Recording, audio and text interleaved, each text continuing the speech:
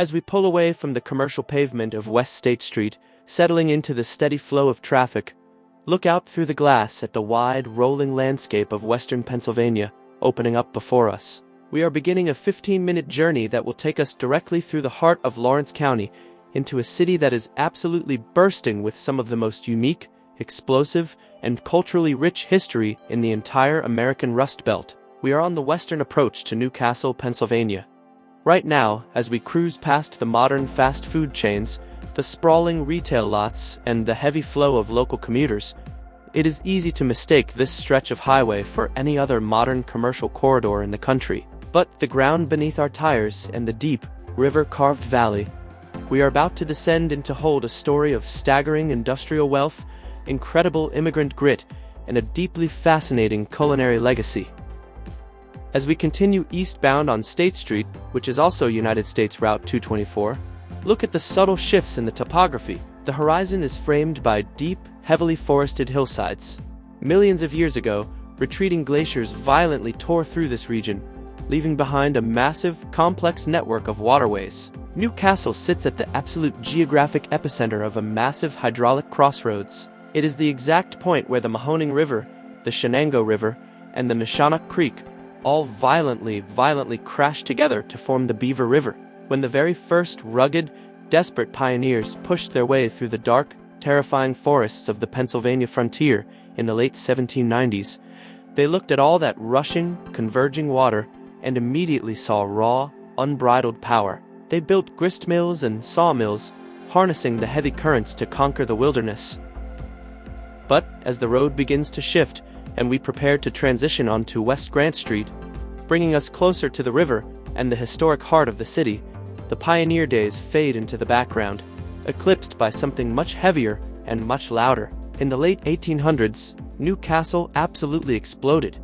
It did not just grow. It transformed into an absolute industrial titan almost overnight, when massive deposits of coal, limestone, and iron ore were discovered in the surrounding hills. This quiet river junction became one of the fastest-growing cities in the entire United States. By the turn of the 20th century, if you were looking out this exact window, the sky above you would be entirely blotted out by a thick, suffocating blanket of heavy black smoke. The banks of the Shenango River to your right were completely swallowed by massive, sprawling, terrifyingly loud steel mills and tin plate factories. New Castle proudly wore the title of the tin plate capital of the world. The massive Shenango Tin Plate Company operated a staggering 30 hot mills right here, employing thousands of men who worked in blistering, dangerous, 3,000-degree heat, covered in sweat and grease, churning out the tin that packaged the food for the entire nation. And it was not just heavy metal being forged in this valley. As we cross over the river and push our way toward Grove Street, entering the dense, historic brick grid of downtown New Castle, you have to imagine the sheer, diverse scale of the manufacturing that happened right here. While the steelworkers were pounding out heavy iron on the riverbanks, just a few blocks away, thousands of highly skilled artisans were working at Shenango China. New Castle was a massive powerhouse of American pottery and ceramics. For decades, the kilns of Shenango China burned 24 hours a day, producing absolutely flawless, beautiful dining plates, cups, and saucers. Their craftsmanship was so world-renowned that they manufactured the official, highly ornate dining services for the White House, feeding multiple United States presidents, and they produced the heavy, durable dishes used in the elegant dining cars of the massive American railroad lines. The juxtaposition of this city was incredible. You had the rough, blistering, deafening labor of the tin mills existing right alongside the delicate, meticulous, world-class artistry of fine porcelain.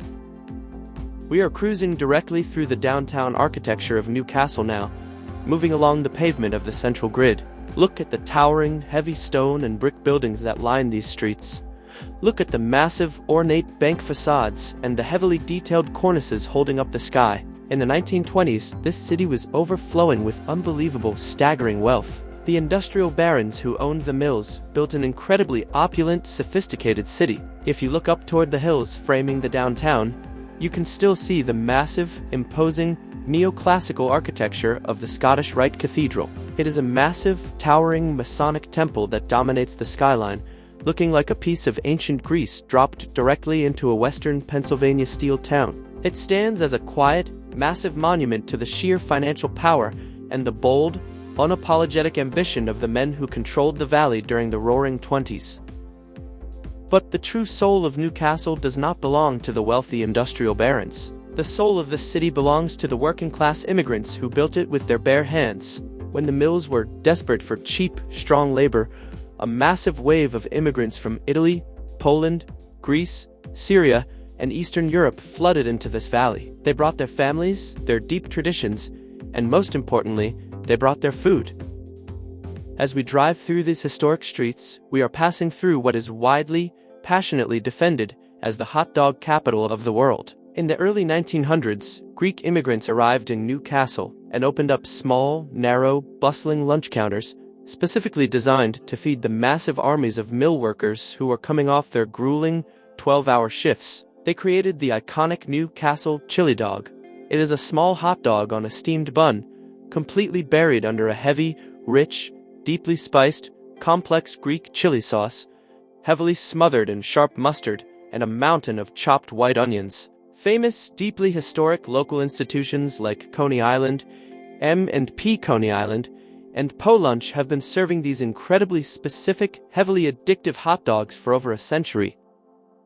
To this day, the intense, fierce loyalty that the people of this valley have for their favorite chili dog shop is an absolute, unbreakable cultural phenomenon. The aroma of simmering Greek chili sauce has been wafting through the brick canyons of this downtown since before the First World War, fueling the men who literally built the American empire.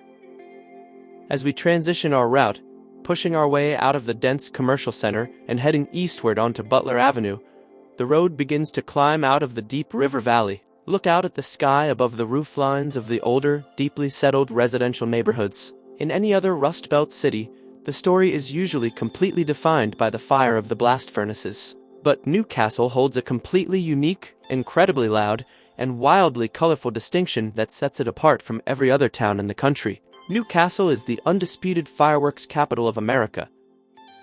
When the massive wave of Italian immigrants arrived in this valley to work the mills, a few families from the Naples region brought a highly secretive, deeply dangerous, and incredibly beautiful old-world skill with them. They brought the ancient art of pyrotechnics and black powder. Families like the Zambellis and the Rosses settled right here in these neighborhoods. They started out building small, hand-rolled fireworks in their basements and backyards for local Italian street festivals and saints' days. But that dangerous, beautiful art form exploded into a massive, global industry. For generations, the sky above Newcastle was constantly vibrating with the deafening boom of testing shells. The companies founded right here, like Zambelli Fireworks and Pyrotechnico, grew to completely dominate the global market. They designed the massive, towering, brilliantly colored displays that light up the sky over the National Mall in Washington, D.C. on the 4th of July. And they built the shows that open massive global sporting events. The people living in the homes passing by your window right now grew up with the constant, distant rumble of commercial fireworks echoing through the valley, an absolute, unapologetic celebration of their Italian immigrant roots, painted in fire across the night sky. We are continuing our climb, pushing eastward, and Butler Avenue seamlessly transitions into New Butler Road, which carries the shield of United States Route 422. The landscape out the windshield is undergoing a massive, highly noticeable transformation. The tightly packed, heavy brick, urban grid, the massive cathedral on the hill, and the ghostly footprints of the old tin mills are slowly falling away behind us. The space between the buildings is widening. The deep green canopy of the Pennsylvania woods is beginning to reclaim the edges of the highway, and the sky feels incredibly expansive. We are crossing the invisible boundary out of the city limits and rolling into the rolling, beautiful expanse of Shenango Township. Look out at the massive, sprawling commercial lots, the wide, sweeping curves of the modern highway, and the quiet residential streets branching off into the forests. This area, Route 422, represents the steady, outward migration of the American middle class in the mid-20th century.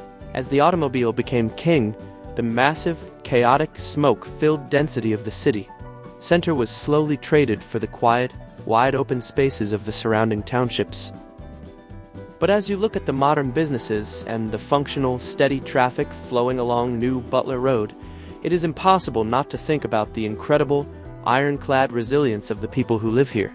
Newcastle, just like Youngstown and the rest of the Mahoning and Shenango valleys, suffered a catastrophic, deeply traumatic economic collapse in the 1970s and 80s. The massive tin mills closed their doors forever.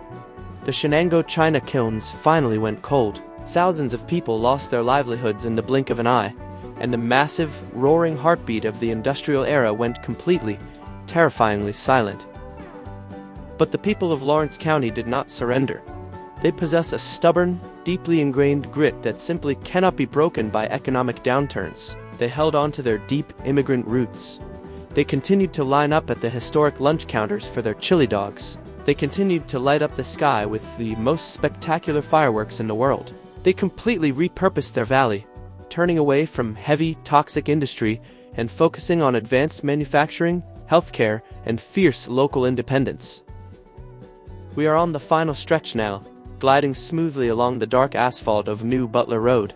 The massive, towering oak and maple trees are casting long shadows across the highway. We are approaching our destination at 3105, and the vehicle's forward momentum begins to slow, and the view outside the glass finally settles on this quiet, functional stretch of western Pennsylvania highway. Take a long, deliberate moment to process the sheer, massive scale of the history you just drove through.